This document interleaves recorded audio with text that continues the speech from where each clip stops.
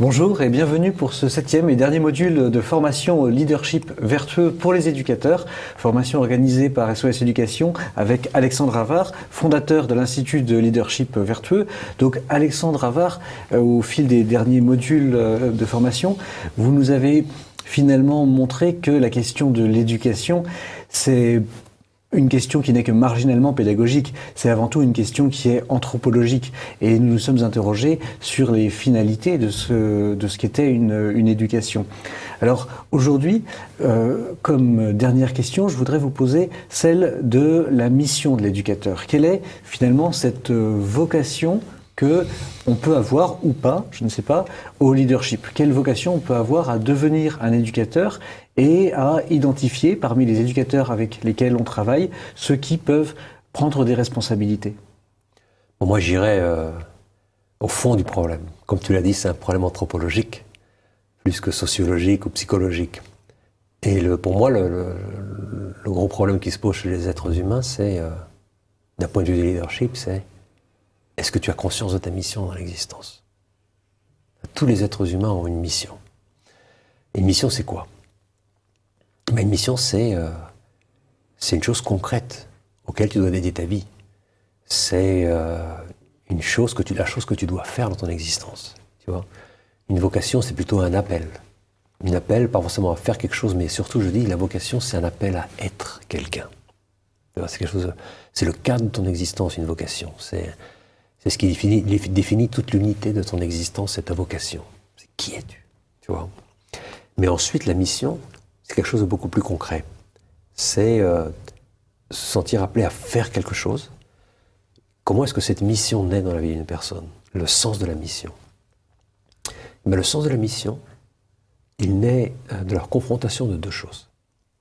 Un, la connaissance de soi. Qui suis-je?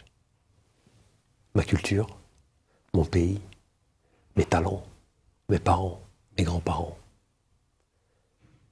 mon expérience vitale. Qui suis-je? Tu vois? Et deuxièmement, qu'est-ce qui se passe? Qu'est-ce qui se passe dans notre société? Quels sont les problèmes que je vois, que j'aime pas, que je me rends compte qu'il faudrait faire quelque chose pour supprimer ça, ou c'est une situation. Et quand les gens ont suffisamment de lumière, parce qu'ils se connaissent eux-mêmes bien, et en même temps, ils ont suffisamment de lumière pour se rendre compte qu'il y a un certain nombre de choses qu'il faudrait changer. Tu as une mission qui naît. C'est la confrontation des deux. Si tu n'as de lumière que sur ce que tu es, ou sur ce qui se passe dans le monde, il n'y a pas de mission. Il faut une lumière qui soit double, qui mette en relation ce que tu es et ce qui se passe. Et ce qui se passe, souvent, c'est pas très difficile, on s'en rend compte, tu vois. On arrive à voir des problèmes qui se passent dans la société et on se dit « Ah, moi, je veux dédier mon existence à ça. Je sens que là, il y a quelque chose à faire et j'aimerais faire ça avec passion. Et j'aimerais le faire avec dévotion. Et j'aimerais le faire avec insistance dans toute ma vie. C'est une mission. » Les gens ont suffisamment de cœur pour se rendre compte des choses qu'ils devraient faire. Mais très souvent, le problème qui se pose, c'est le problème de la connaissance de soi. C'est-à-dire les gens se rendent compte, ne savent pas qui ils sont. Tu vois? Et ils se disent après tout, ouais, j'aimerais bien faire ça, mais peut-être que lui, là, il pourrait le faire mieux que moi. Tu vois? Et il faut qu'il se lance, et pas moi. Moi, je suis rien. Tu vois?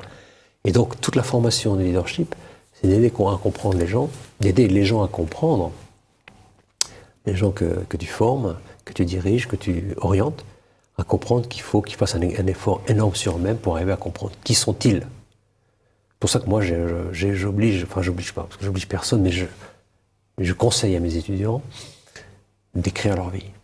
Pas sous forme de biographie, tu vois, mais plutôt sous forme de ce que j'appelle une biographie spirituelle. C'est-à-dire, tu racontes pas tout ce qui t'est arrivé.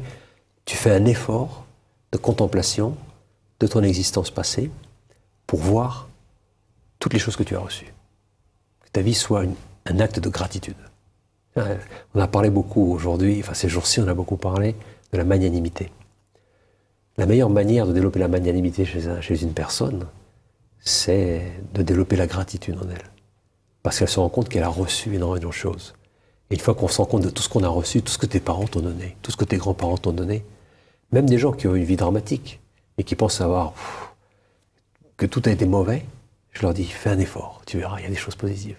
Et regarde ces choses positives et essaye d'oublier et de pardonner les choses négatives. Tu vois, mets ton attention sur ces choses positives et essaie de les décrire. Essaie de les voir pour toi et concentre-toi là-dessus. Et pratique apprends-toi à remercier ces personnes, tu vois, qui t'ont donné la gratitude, pratique la gratitude, toutes ces choses que tu as reçues. Et ça suppose un effort chez des jeunes. Et les jeunes aiment bien faire ce travail. Les étudiants me disent, allez, je comprends pourquoi on doit faire ça. Mais une fois qu'ils l'ont fait, ils se sont dit, maintenant je comprends pourquoi il fallait le faire. Tu vois, il y a beaucoup de gens qui n'ont jamais réfléchi à tout ce qu'ils ont reçu. Et tant qu'on ne se rend pas compte qu'on a reçu énormément de choses, eh ben, il n'y a pas de réponse à cette vocation. Hein. La vocation, c'est un appel. Vocare, en latin. Vocare, ça veut dire appeler. Ça veut dire que c'est un appel qui suppose une réponse. Mais cette réponse, elle suppose que toi, tu te rends compte de ce que tu as reçu. Sinon, tu ne réponds pas. Mais moi, j'ai rien reçu dans la vie. Excusez-moi, les gars. J'ai rien à donner. Je n'ai pas de responsabilité. Je ne suis pas responsable parce que je n'ai pas de réponse à donner. Alors qu'une personne qui se rend compte de tout ce qu'elle a reçu, qui fait un effort pour contempler ce qu'elle a reçu, et l'apprécier et remercier ceux qui lui ont donné tout ça, c'est une personne qui sont appelés à la réponse. Qui se sent responsables, tu vois. Responsable, c'est quoi? C'est répondre. Mais répondre à quoi? Répondre à ce que tu as reçu. C'est ça la responsabilité. Beaucoup plus que de répondre à un challenge social, c'est de répondre avant tout à ce que toi tu as reçu. Et tu trouves beaucoup de gens qui sont prêts à répondre à un challenge social, mais ils n'ont pas suffisamment assumé cette idée. D'abord, je réponds à ce qu'on m'a donné. D'abord, je suis reconnaissant pour tout ce qu'on m'a donné, et c'est pour ça que je passe à l'action. Donc, dans le leadership vertueux, j'essaie d'aider beaucoup les étudiants, les gens qui assistent à cette formation, à découvrir toutes ces choses extraordinaires qu'ils ont reçues, et ensuite de confronter ce qu'ils ont reçu avec ce qui se passe, et qui se rendent compte, bon, moi je suis ça, j'ai reçu tout ça, voilà qui suis-je, voilà ma substance propre. Ma substance propre, c'est ma culture, c'est ce que mes parents m'ont donné, mes grands-parents m'ont donné, ce que j'ai appris, mon expérience vitale, c'est ma substance propre. Et il y a les différences de la substance propre d'une autre personne, et avec cette substance propre, je vois tel problème, et ce problème, je veux dédier mon existence à la résolution de ce problème, je mets ça là, et je transforme mon rêve en mission. C'est-à-dire que les gens magnanimes transforment toujours leur rêve en mission. Les pusillanimes, ils ont des rêves, mais ce sont des rêves pour rêver. Ils jouissent du rêve, alors que le magnanime, il ne jouit pas du rêve. Le rêve est directement porté à l'action et orienté sur l'action. Il y a une très très grande différence là-dessus. Donc c'est pas parce qu'une personne est rêveuse, et parce qu'une personne est capable de rêver qu'elle est magnanime. Il faut encore qu'elle soit capable de transformer ce rêve en action. La magnanimité, c'est la vertu des grands en action. C'est pas la vertu des grands, c'est des grands en action. La magnanimité, c'est beaucoup plus fort, c'est beaucoup plus puissant, il y a beaucoup plus d'énergie dans la magnanimité qu'il y en a dans l'audace. Parce que la magnanimité, c'est quelque chose qui touche à tous les aspects de ta personnalité. Alors que l'audace touche fondamentalement à ta volonté. Alors que la magnanimité, c'est le cœur qui explose et qui passe à l'action. Et c'est une dynamite, c'est beaucoup plus fort, c'est la bombe atomique. Tu vois, l'audace, c'est la dynamite. La magnanimité, c'est la bombe atomique. C'est une différence quand même qui est assez importante. Donc il faut aider les gens à être magnanimes. Et la manière de les aider, c'est les aider à rêver et à transformer leurs rêves en mission. Mission, c'est la chose concrète que tu dois réaliser. Tu vois, la vocation, c'est l'appel, mais la mission, c'est la chose concrète que tu dois réaliser, la chose que tu es appelé à réaliser sur Terre. Voilà. Et c'est ça ce qui fait vraiment un leader, c'est le sens de la mission, et c'est que la personne se rend compte que la mission de mon existence consiste à faire ces choses-là.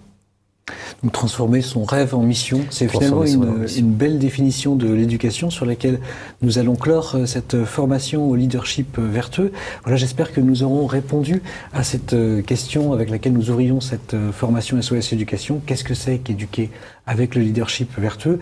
Pour qui sera intéressé pour prolonger la réflexion avec Alexandre Havard, il y a évidemment les livres publiés en français par Alexandre Havard sur le leadership vertueux, et aussi ce livre que Alexandre a évoqué, Créé pour la grandeur.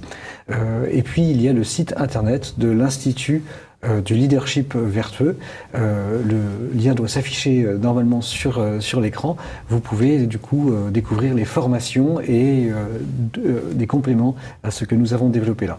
Je vous remercie beaucoup et je vous souhaite un bon accomplissement de votre mission, une belle transformation de vos rêves en mission.